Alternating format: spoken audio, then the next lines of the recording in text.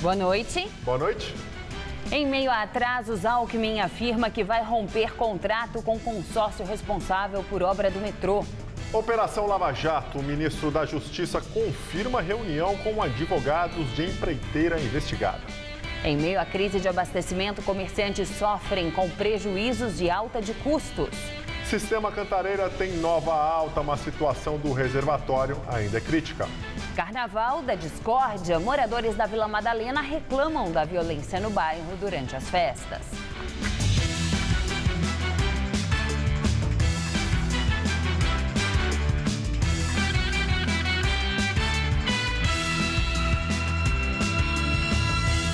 Atrasos nas obras da linha 4 amarela do metrô levam o governador Geraldo Alckmin a afirmar que vai romper o contrato com o consórcio responsável pela construção.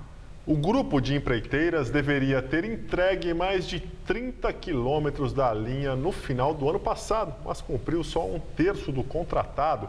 Operários confirmam que os trabalhos nos canteiros estão paralisados. Nenhum movimento no canteiro de obras, nem de máquinas, nem de operários. Nos fundos da construção da futura estação Oscar Freire, dá para ver um grupo de funcionários deitados numa sombra. Outros 3 permanecem sentados à frente do que parece ser o escritório da obra. Materiais como vergalhões e telas estão enferrujados, como se estivessem encostados há tempo. O zelador do prédio vizinho diz que não se ouve mais barulho na obra. O pessoal reclamava bastante com barulhos, agora está um silêncio. No portão de entrada da construção, um funcionário confirma que a obra está parada desde setembro. Não está tendo trabalho? Não.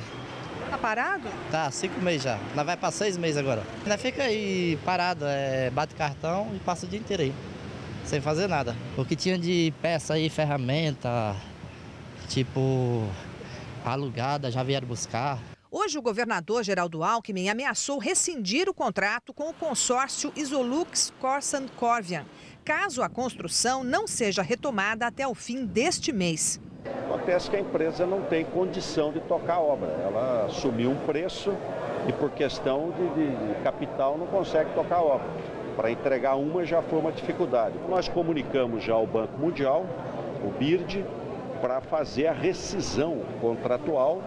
Todas as multas já foram aplicadas, ou eles retomam agora nos próximos dias, ou não tem como manter mais. Pela regra, o segundo colocado na licitação pode assumir a obra, desde que mantenha o valor do contrato e que possa cumprir o prazo de entrega. Se isso não for possível, será feita uma nova licitação, que deve atrasar ainda mais a conclusão da linha amarela. A estação Fradique Coutinho foi inaugurada em novembro de 2014, com 2 anos de atraso. Foi a 7ª a ficar pronta das 11 planejadas para a linha 4 amarela. A promessa era entregar ainda neste ano as estações Higienópolis Mackenzie e Oscar Freire. E as outras 2, São Paulo Morumbi e Vila Sônia, em 2016. Em nota, o grupo Isolux Corsan Brasil, responsável pelo consórcio, afirmou que atua há mais de 10 anos no país e que não deixou de cumprir nenhum dos contratos que assumiu. A empresa diz ainda que só se manifestará sobre o andamento das obras da linha 4 amarela do metrô paulista após reunião marcada para o início da próxima semana com o secretário dos Transportes Metropolitanos. Procurado, o metrô não se manifestou sobre o assunto. O governador Geraldo Alckmin sancionou a lei que garante o passe livre do transporte público a estudantes da rede pública e de baixa renda. A lei garante tarifa zero no metrô, nos trens da CPTM e também nos ônibus intermunicipais da EMTU. Os estudantes na rede privada que tiverem renda familiar de até um salário mínimo e meio por pessoa também terão direito. Os contemplados poderão usar 48 passagens gratuitas por mês. Se não usarem, as passagens não ficam acumuladas para o mês seguinte. O passe livre será concedido mediante cadastro enviado pela instituição de ensino e declaração de comprovação de renda do aluno. Aqui na capital, atualmente, os estudantes da rede pública e que participam de programas sociais já circulam nos ônibus sem pagar nada. Hoje, Alckmin também negou que o rodízio de abastecimento de água na capital paulista possa ser evitado se o reservatório Cantareira continuar subindo. Segundo reportagem do jornal Folha de São Paulo, o governo estaria estudando a hipótese de não realizar o rodízio caso o Cantareira chegasse próximo dos 14% de sua capacidade até o final de março. O governador disse que a informação não tem nenhuma procedência. Hoje o reservatório continuou subindo e chegou aos 9,5%. É a 16ª alta neste mês. Com isso, as represas voltaram ao patamar do dia 23 de novembro do ano passado, quando a água do segundo volume morto já estava sendo captada. Os demais sistemas que abastecem a Grande São Paulo também voltaram a apresentar alta.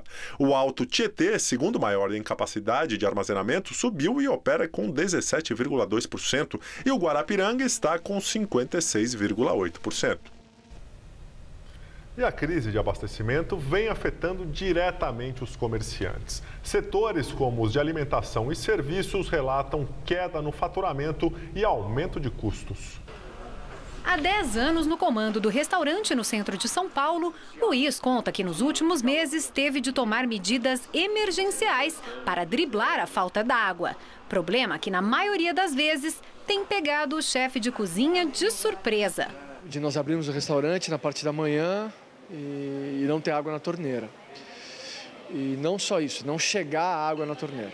Para o empresário, o cenário incerto sobre falta d'água e um possível racionamento é o que mais tem prejudicado o planejamento de gastos. A situação aqui do restaurante do Luiz não é a exceção. De acordo com uma pesquisa realizada pela Associação Comercial de São Paulo, 6 em cada 10 donos de restaurantes já disseram que estão tendo custos mensais maiores, principalmente por conta de improvisos como este. Na padaria gerenciada por João, além dos copos, os pratos também foram trocados pelos de plástico há um mês. O valor da conta de água da padaria caiu. No entanto, a economia não cobre o alto custo dos descartáveis. A economia de água está em torno de R$ 1.200 de economia de água. E custo em torno de 3.000 a 4.000 de custo a mais de produtos descartáveis. Então não é muita vantagem.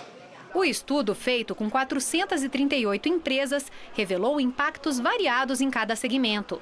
Nos mercados, 63% dos donos disseram que a falta d'água vem prejudicando muito o faturamento do comércio. 60% dos proprietários de restaurantes, bares e lanchonetes e lava-jatos relataram o mesmo cenário, seguidos por mais da metade dos donos de padarias e salões de beleza.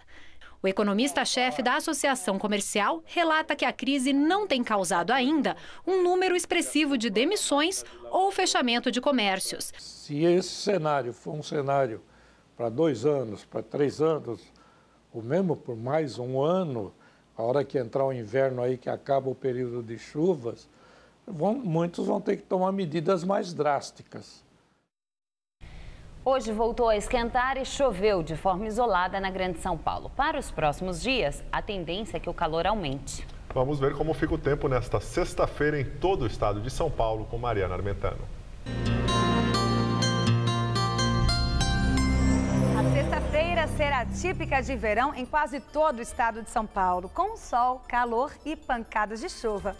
As instabilidades já começam a perder força, mas ainda há condição de chuva a qualquer hora, sempre intercalada com períodos de sol, ali nas divisas com o Paraná e o Mato Grosso do Sul.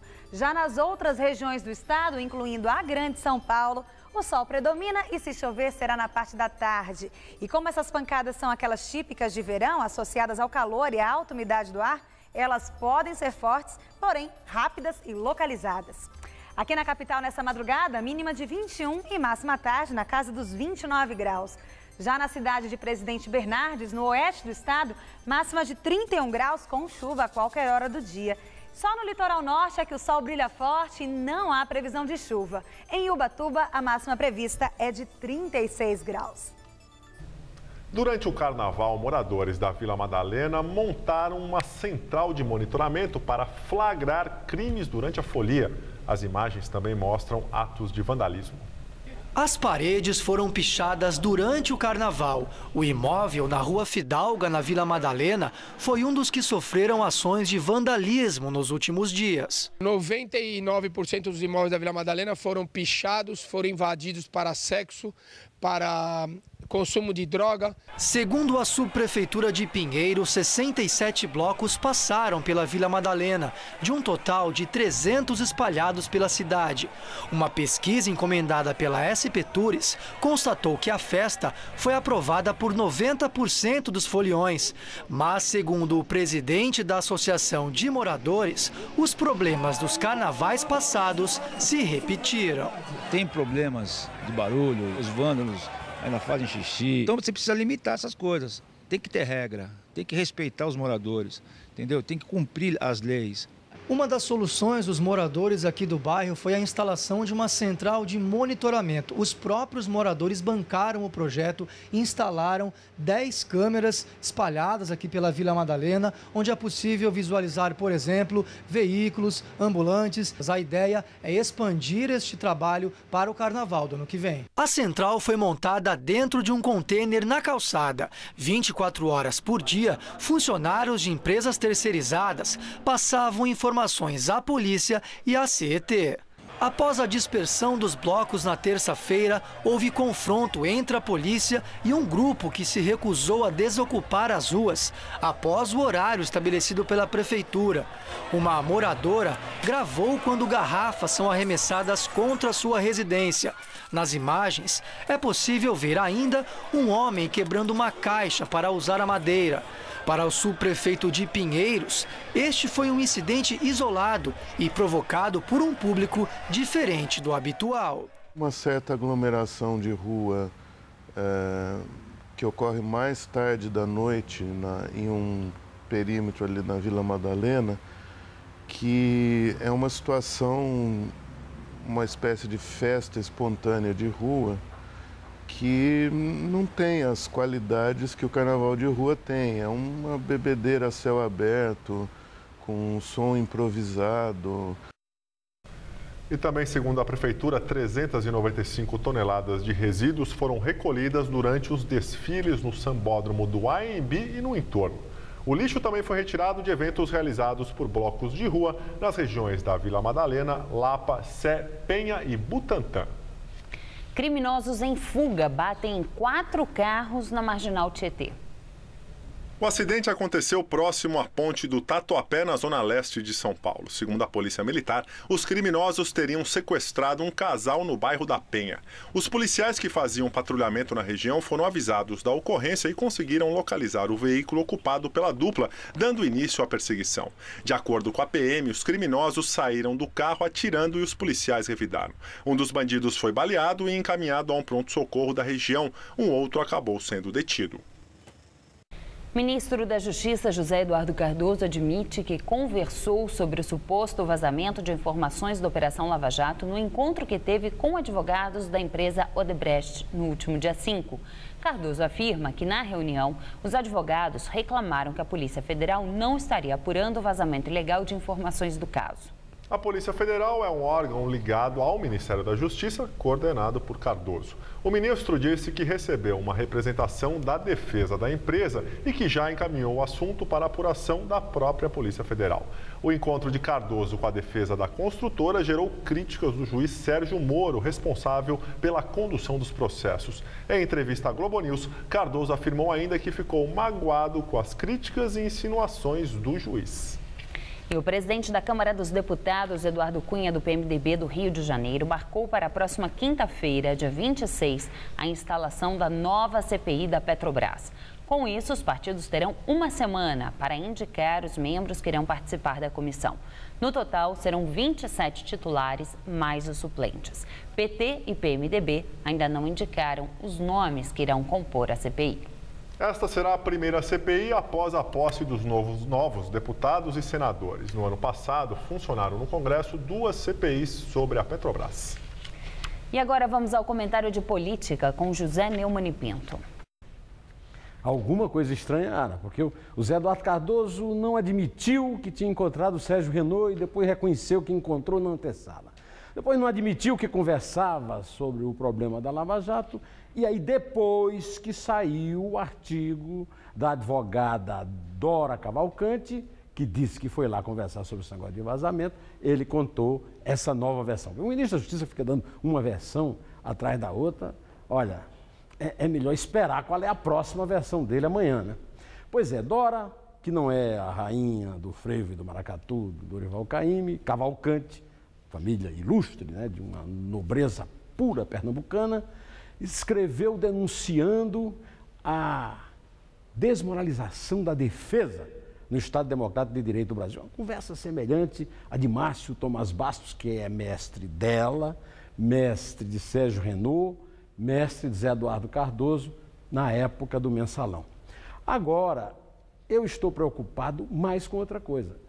Eu sou admirador do Sérgio Moro. O Sérgio Moro é o grande herói do Brasil hoje. Mas ele cometeu um erro fatal quando comentou o processo que ele julga em entrevista e escreveu num despacho que ele deu a respeito da prisão dos empreiteiros, que ele estava fazendo isso por causa dessa conversa em agenda secreta do ministro da Saúde. Porque todo mundo está conversando sobre isso, mas a agenda não apareceu na época que tinha que aparecer. Sérgio Moro não devia ter falado nada, porque, como disse o Joaquim Barbosa, e como disse ele mesmo, o juiz se concentra e só se apoia nos autos. Eu só espero que o erro do Sérgio Moro não desfaça o belíssimo trabalho que ele fez até agora, que está sendo ameaçado por uma conspiração de desmoralização da delação premiada, que tem dado excelentes resultados na Operação Lava Jato do Ministério Público e da Polícia Federal. Essa história de advogado é toda essa tentativa de acabar com a delação premiada, que no fim pode entregar não quem executou a corrupção, mas quem mandava nela. Eu espero que não aconteça assim, um recuo total, né, depois dos 3 diretores da Camargo Correia e do presidente da UTC não terem continuado as suas negociações pela delação premiada, não haja um recuo geral que leve à debilização da investigação. Mas eu não acredito que o ministro da Justiça tenha nada a ver com essa conspiração, não é verdade? A não ser que no futuro se prove que há uma relação entre as conversas que ele teve com os advogados e esse possível enfraquecimento da operação. Mas isso a gente vai ver no futuro. No futuro, eu sou Carnata, você que terça-feira eu estarei aqui de volta direto ao assunto. Até lá. A seguir, morte de promotor argentino segue envolta em mistério. E o frio nos Estados Unidos? Baixas temperaturas congelam até as cataratas do Niágara. Se você quer estudar jornalismo, relações públicas, publicidade e propaganda ou rádio, TV e internet, a Faculdade Casper Libero é o seu lugar. Quer conhecer? Eu te levo! Aqui a gente aprende na sala de aula e também em laboratórios de rádio, fotografia, edição de imagens e estúdios de TV.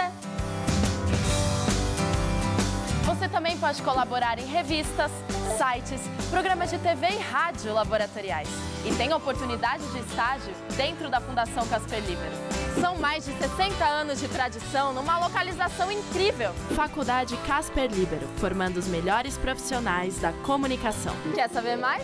Acesse nosso site. Quer a minha opinião? Pergunta para esses meninos todos aí.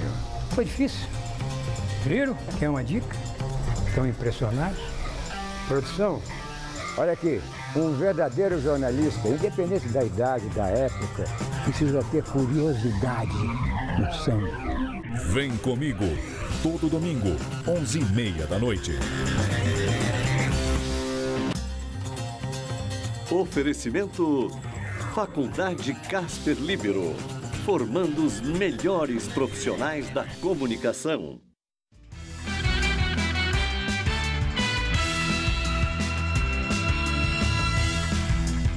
A morte do promotor argentino Alberto Nisman segue sem esclarecimento. Os exames toxicológicos e também o de órgãos e tecidos ficaram prontos, mas não foram divulgados. Segundo fontes do jornal La Nación, nada de anormal foi encontrado. 400 mil pessoas participaram da Marcha do Silêncio em Buenos Aires. A marcha convocada por promotores de justiça argentinos levou uma multidão às ruas, debaixo de forte chuva. A marca do movimento foi o silêncio. As tradicionais panelas das manifestações argentinas foram substituídas pelos guarda-chuvas como símbolo da proteção contra a impunidade. O silêncio só foi quebrado pelos aplausos. Alberto Nisman foi encontrado morto há um mês, 4 dias depois de ter denunciado a presidente Cristina Kirchner por supostamente encobrir a participação do Irã no atentado terrorista contra uma associação judaica em Buenos Aires e na véspera de depor no Congresso sobre o caso. O atentado de 1994 deixou 85 mortos e 300 feridos. E uma imagem impressionante. Frio congela as águas das cataratas do Niágara. O inverno extremo que atinge os Estados Unidos e o Canadá transformou as cataratas do Niágara em uma paisagem de águas congeladas. Hoje, as temperaturas atingiram 14 graus negativos. Apesar do frio, dezenas de turistas estão visitando o local, que fica na fronteira entre o Canadá e o estado de Nova York. A edição das 10 do Jornal da Gazeta termina aqui. Boa noite. Fica agora com o Rony Von no Todo Seu. Uma ótima noite para você e até amanhã.